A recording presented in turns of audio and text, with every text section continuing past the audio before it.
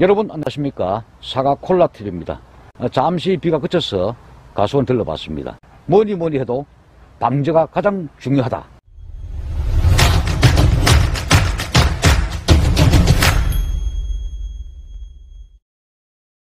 간만에 이 비가 내립니다. 생기가 도는 것입니다. 상당히 결실이 잘 됐습니다. 정화도 상당히 잘 됐고 1번이 된 것도 있고 또는 1번이 너무 짧은 것도 있고 3, 4, 5번 정도의 측화가 결실이 되지 않았거나 또는 액화가 폈는데 액화가 결실되지 않았거나 한데 여기는 이 액화도 지금 현재 결실이 되었습니다.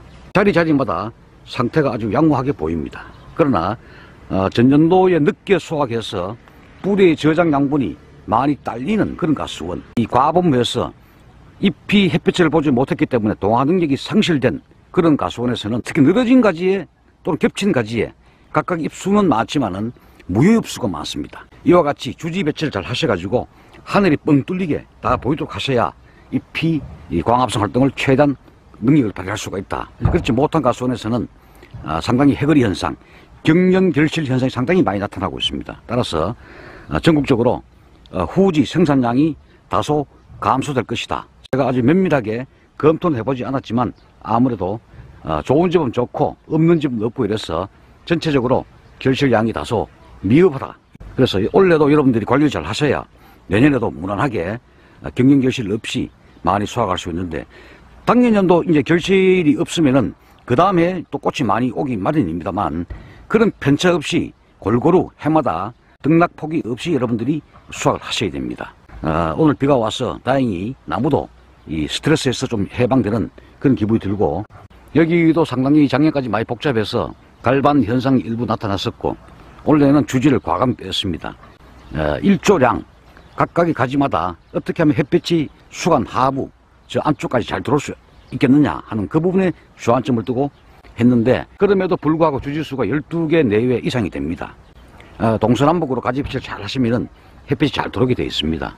그런 것을 잘 감안하셔야 되고, 지금이라도 여러분들이 이 복잡한 곳은 적과를 하시면서 도장순, 으깨지, 볕 가리는 순 이런 것들 위주로 같이 제거를 해버려야 됩니다. 물론 제거하게 되면은 다른 남겨둔 이 순들이 조금 더 길어지는 경향은 있습니다만 그럼에도 불구하고 이 병해충 방제가 가장 중요하다. 붉은 별 무늬병이 감염된 사례도 지금 나타나고 있습니다. 지금 우리 사콜라 밴드 회원분들께서 저한테 연락이 오셨는데 아마 그 가수원 인근 지역에는 없을지 몰라도 400m 범위 안쪽에 반드시 그 마을 쪽에 향나무가 존재할 것이다. 갈반이 많이 없는 가수원, 홍도의 반전 낙엽병이 평소에 많이 없었던 가수원은 다이세넴 수화제 1kg 플러스 포리옥신 수화제를 같이 혼용해달라. 그리고 말씀드리고, 그 다음에 갈반이 극심했던 가수원에서는 다이세넴 수화제 1kg 플러스 로브랄 수화제를 반드시 가용해달라. 이러한 처방은 저의 나름대로 노하우가 되겠습니다. 제가 그런 식으로 많이 방제를 해보니까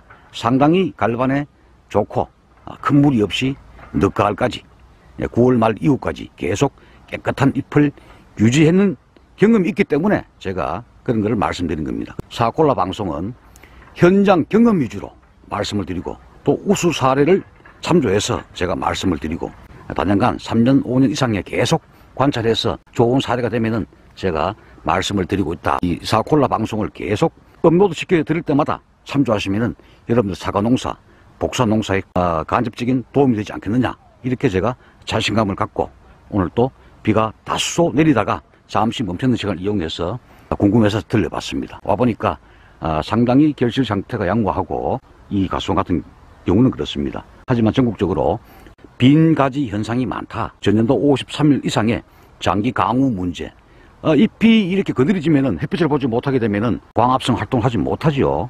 또한 작년에 착색 문제 때문에 11월 말까지 늦게까지 하신 분이 계십니다. 그런 농가가 많습니다. 그런 가수는 아무래도 이 열매가 계속 달려있다 보니까 양분이 열매 쪽으로 계속 이동하기 때문에 상대적으로 뿌리의 저장 양분은 적어질 수밖에 없다. 6월 중하순 말까지는 꽃의 외형이 만들어지고 7월, 8월, 9월 잎이 낙엽이 많이 되면은 꽃눈이 부실합니다. 또 비가 많이 와도 마찬가지고, 그래서 그 이후부터는 잎이 동화 양분을 만들어 가지고 9월 말까지 계속 이 열매 안에 있는 암술, 수술 이런 각종 기관을 만들어 줍니다. 6월 말까지 꽃눈처럼 보였지만, 이런 것 꽃눈처럼 보였지만 그 이후부터 잎 관리 잘 하시고 잎 관리는 뭡니까? 잎이 떨어지지 않도록, 낙엽되지 않도록 관리를 하셔야 되고, 그 다음에 각각의 잎들이 햇볕을 많이 보게끔, 또 열매도 적정량을 촉과시켜서 열매 쪽으로만 양분이 집중되지 않도록 하는 것. 그런 것들이 전체적으로 이 열매 속에 있는, 꽃눈 속에 있는 각종 기관의 발달을 도와주는데, 양분이 딴 쪽에 쏠려버리니까 꽃눈은 6월 말까지 만들어진 것처럼 보이지만 사실은 완전한 꽃눈이 아니고 불완전한 꽃눈이기 때문에 결과적으로 잎으로 변해버렸다. 이렇게 보시면은 이게 다 도장지입니다. 직립지죠. 이 어깨지. 이런 것들도 이렇게 따셔야 됩니다. 제거를 하셔야 됩니다.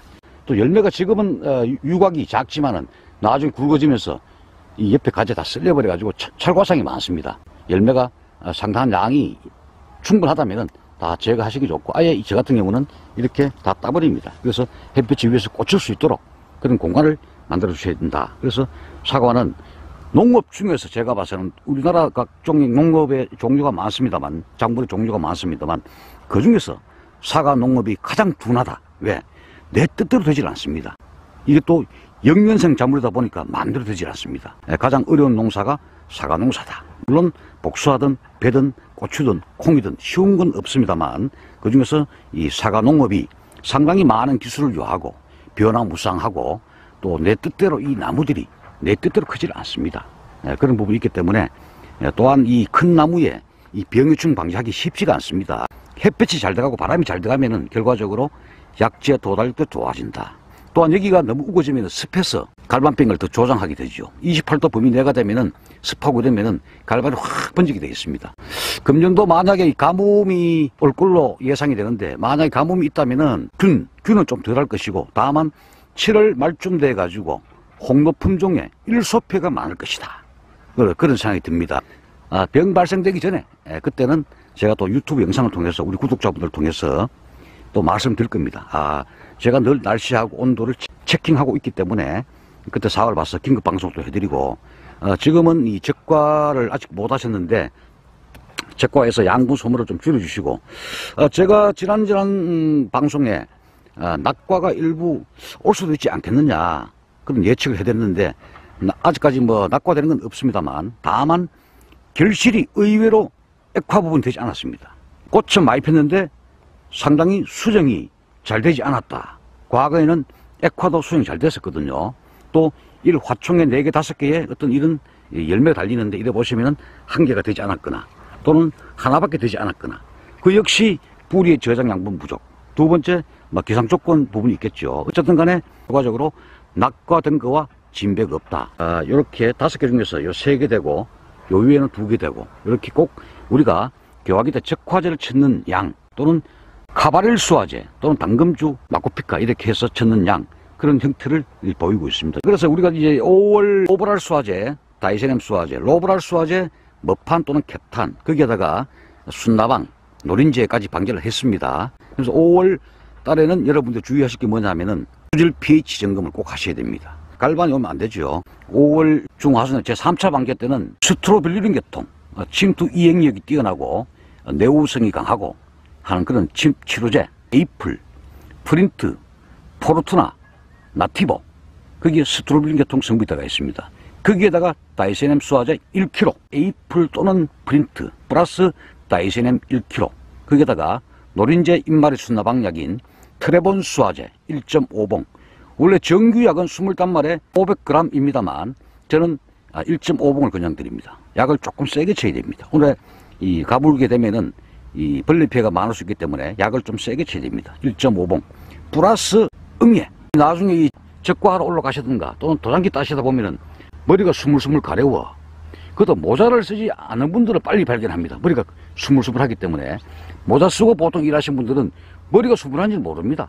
그때 머리가 한번 스물스물 가렵다 그러면은 응애가 엄청 확산되어 있습니다.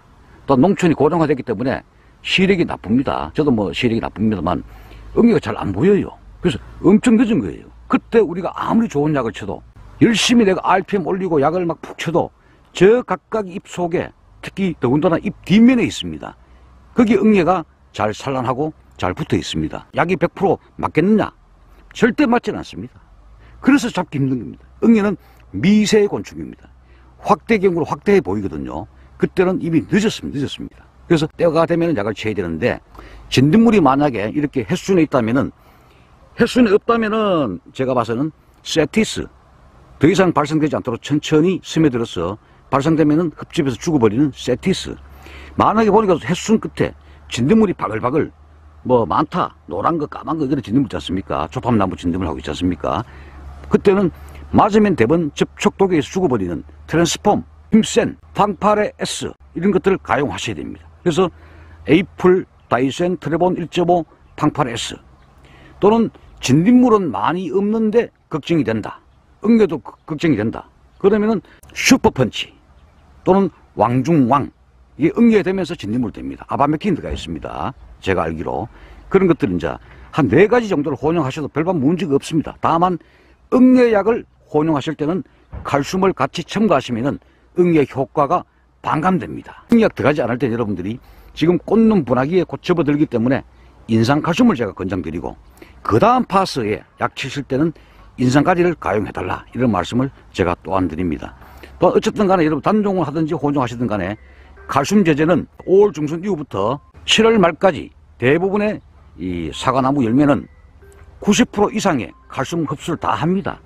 수확 인제 무렵에 마지막 한 번 치는 것도 중요한데 7월 말까지 칼슘을 3 내지 5회 정도는 농약과 혼용 또는 단종 살포해달라 말씀을 제가 강조를 드리고, 또한 이 아직까지는 잎의 역할이 크게 없습니다만 5월 말 이후부터는 이 발생된 잎들이 현재 보면은 열매를 감싸고 있는 잎이 이렇게 진녹색을 나타내고 열매가 없는 부분은 연한 녹색을 나타냅니다. 그래서 이 열매의 어떤 종족을 먹여 살리기 위해서 이 엄마 잎이 한번 보십시오. 아주 두꺼워지고 있습니다.